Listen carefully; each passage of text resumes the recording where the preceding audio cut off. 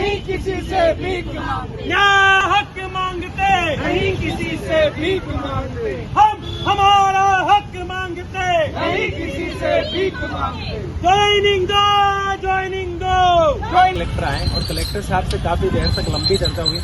जो साथी मेरे साथ डेलीगेशन में 4-5 जने थे, सबसे कलेक्टर साहब ने पूछा कि आप कहाँ लगे हुए हैं, आपका ट्रेड किस में काम करता है। बहुत ही सहानुभूति उन्होंने दिखाई और तुरंत प्रभाव से पीएम को जो ज्ञापन हमारा है वो प्रेषित भी किया उन्होंने और जयपुर भी भेजा। एक एक समस्या को समझकर उन्हें इसका निपटारा जो है करने के लिए बात गई। इससे पहले आप सबको पता है कि सुरेश सिंह कैबिनेट मंत्री जो राउत साहब है, उनसे मैं जब परसों मिला, उन्होंने भी कहा कि माननीय मुख्यमंत्री महोदय से मैं जल्दी आपको समय दिलवाता हूं, क्योंकि 2900 के आसपास ऐसे व्यावसायिक शिक्षक हैं जिनको ज्वाइनिंग भी दी जा रही है और इसके अलावा कई साथी ऐसे हैं व्यावसायिक शिक्षक जिनका समय पर वेतन नहीं आ रहा है। इन समस्याओं को लेकर लगातार मैं और मेरी टीम आर.एन. रावत जी जैसे मजबूत योद्धा लगे हुए हैं और प्रयास कर रहे हैं। आप लोग जल्दी हताश हो जाते हैं, आप लोग जल्दी दुखी हो जाते हैं, कोई ट्वीट भी अटपटा देख लेते हैं कि ऐसा होगा वैसा होगा।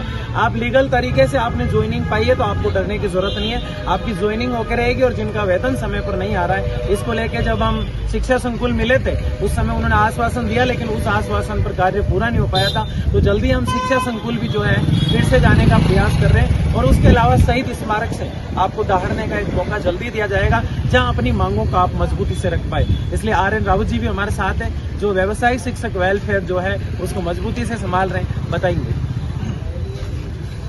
सबसे पहले तो मैं धन्यवाद देना चाहूंगा युवा ओंकार के प्रदेश अध्यक्ष श्री मोनू चौधरी जी का, जो हमारे साथ कंधे से कंधा मिलाकर खड़े हैं।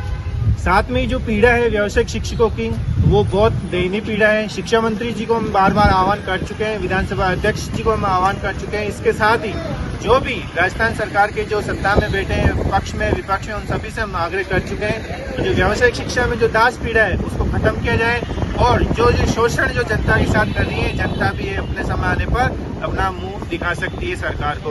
मेरा यही आग्रह है कि जितने भी 2903 विद्यालयों के अंदर जो व्यावसायिक शिक्षक लगाए, उन व्यावसायिक शिक्षकों को जल्दी से जल्दी नियुक्ति दिलाई जाए। आप हवा में नहीं कह सकते कि व्यावसायिक शिक्षकों की क्वालिफिकेशन, व्यावसायिक शिक्षकों का अनुभव गलत है। आप उनकी जांच करवाइए, जांच करवाने के बाद अगर वो गलत साबित होते हैं तो हम आपके सामने बैठने को तैयार हैं। लेकिन अगर व्यावसायिक शिक्षक को अगर सही है तो आपको सरकार को झुकना पड़ेगा और इनको विभाग के अंदर लेकर हरियाणा मॉडल आपको लागू करवाना पड़ेगा।